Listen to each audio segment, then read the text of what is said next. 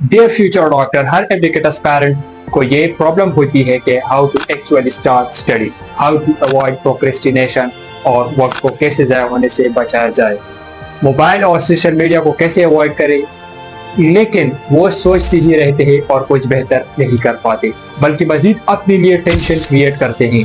तो आज मैं आपको बताने वाला हूँ 10 ऐसे टिप्स के बारे में जिसकी मदद से आप इंशाअल्लाह ना सिर्फ अपनी स्टडी स्टार्ट करेंगे बल्कि आपकी स्टडी बहुत इम्प्रूव होगी। तो आइए चलते हैं 10 स्टेप की ऊपर के वो 10 स्टेप कौन से हैं जिसे आप प्रोक्रेस्टिनेशन को शिकस्त दे सकते हैं। स्टेप नंबर 1, छोटे गोल्स बनाए, बड़े टारगेट नहीं। ऐसे गोल बनाए जो अचीवेबल हो। अगर कोई कहे कि मैं आज पूरा फिजिक्स पढ़ूंगा तो ये सोच ही डिले का सबब बन जाती है, बल्कि ऐसे सोचिए कि मैं आज वर्क एनर्जी पावर का पहला टॉपिक रिवाइज करूंगा प्लस 15 एमसीक्यूज भी सॉल्व करूंगा। तो ऐसे क्लियर और मैनेजेबल गोल्स मोटिवेशन बढ़ाते हैं और प्रेशर को कम करता है। स्टेप नंबर 2, पोमोडोरो टेक्निक, जैसे 25-5 रूल भी कहते हैं। ये एक साइंटिफिक मेथड है स्टडी को फोकस और प्रोडक्टिविटी के साथ करने का।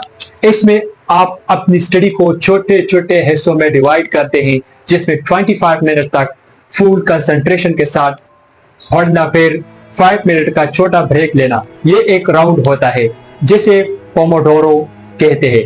हर 4 पोमोडोरोस के बाद आप 20 to 30 मिनट का छोटा ब्रेक लेते हैं ताकि ब्रेन रिफ्रेश हो जाए।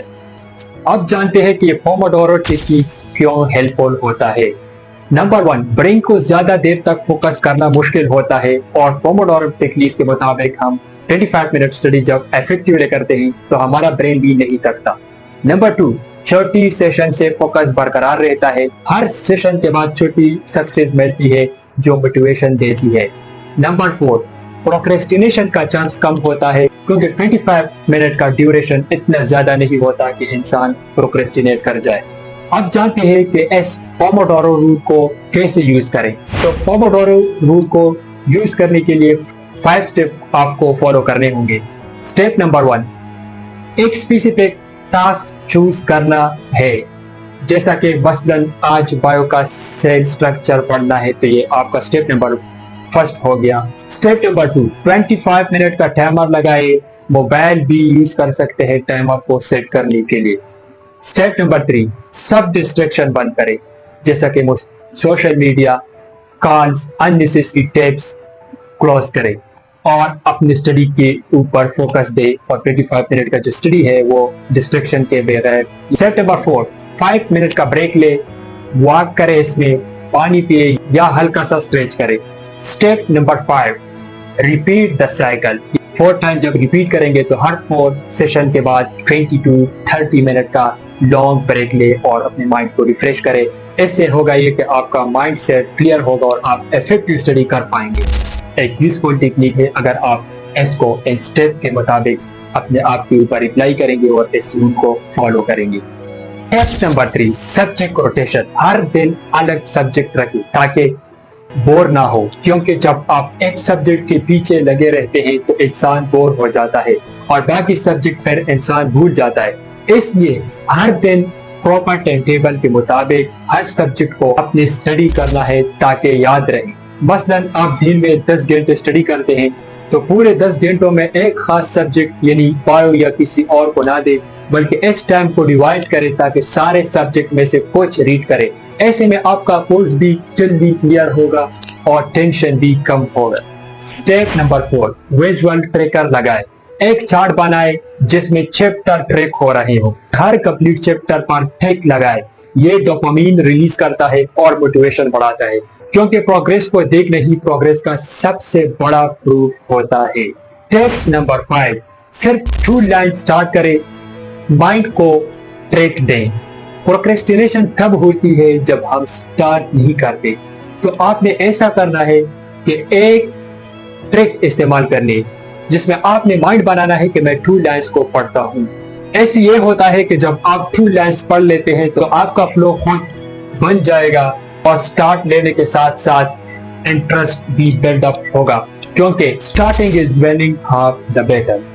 अब चलते हैं टिप नंबर 6 की तरफ। डिस्ट्रैक्शन बंद करें, मोबाइल को फ्लाइट मोड पे करें, ऐसा स्टडी एरिया सेलेक्ट करें जो डिस्ट्रैक्शन फ्री हो, आइसोलेशन इख्तियार करें, ऐसी ग्रुप ज्वाइन करें जहां स्टडी का माहौल हो, सोशल मीडिया से दूर रहे। ये मेरा एक बड़ा रिक्वेस्ट है आप सब। टिप नंबर 7, अपना वाई सामने रखें, स्टडी टेबल या अपने कमरे में व्हाइट कोट या ड्रीम कॉलेज का फोटो लगाए। हर दिन याद दिलाए कि मैं डॉक्टर बनने के लिए मेहनत कर रहा हूँ और मैं डॉक्टर बनूंगा। अपने सामने ऐसे मोमेंट क्रिएट करें जिससे आपको पॉजिटिव एनर्जी मिले और आपको इस जर्नी में हेल्प दे, आपको एमबीए की प्रिपरेशन में बूस्ट अप करे, आपको एक्स्ट्रा हिम्मत दे। टिप नंबर 8, हर हफ्ते एक सेल्फ टेस्ट जरूर दे। एक हफ्ते का रिवीजन टेस्ट प्लान करें, अपनी गलतियों का रिव्यू करें, ये रियल इंप्रूवमेंट का रास्ता है। वीकली टेस्ट दे ताकि टाइम मैनेजमेंट इम्प्रूव हो और प्रीवियस एंट्री टेस्ट के जितने एमसीक्यूज है वो जरूर सॉल्व करें। इससे आपका प्रैक्टिस ज्यादा होगा और आप समझ पाएंगे कि एमसीक्यूज किस तरह आते हैं, कहां से आते हैं। Tips number 9, positive self talk रोजाना करें। अपना माइंड ऐसा बनाए कि मैं कैपेबल हूँ, मैं मेहनत कर रहा हूँ, मैं एमबीए क्रैक कर सकता हूँ। ये रूटीन कॉन्फिडेंस और फोकस दोनों को बूस्ट करता है। टिप नंबर 9, अपने आप को रिवॉर्ड दे। टास्क कंप्लीट करने के बाद एक चॉकलेट या आइसक्रीम खुद को गिफ्ट करें। अपने छोटे सक्सेस को सेलिब्रेट करें क्योंकि छोटी कामयाबी बड़ी कामयाबी की राह दिखाती है और ब्रेन को सिग्नल मिलता है कि वाकई मेहनत is equal to reward. Dear future doctor, last but not the least, follow 60-30-10 rule. अब ये क्या है? इसका मतलब है 60% टाइम कंसेप्ट समझने को दे, 30% टाइम एमसीक्यू सॉल्व करने के लिए और 10% डेली शॉर्ट रिवीजन को दे। डियर फ्यूचर डॉक्टर, तो ये था आज का लेक्चर कि स्टडी कैसे स्टार्ट करें और प्रोक्रेस्टिनेशन यानी काम को टालने की आदत को कैसे खत्म करें। आई होप आपको ये वीडियो हेल्पफुल लगी हो। अगर वाकई ऐसा हो तो इस वीडियो को लाइक करें, अपने फ्रेंड्स के साथ शेयर करें और मेरे चैनल द मेड स्कॉलर को सब्सक्राइब जरूर करें ताकि आपको एमडीकेट और medical field related videos on time मिलती रहे। और हाँ, अगर कोई क्वेश्चन हो या कोई प्रॉब्लम हो तो कमेंट जरूर करें।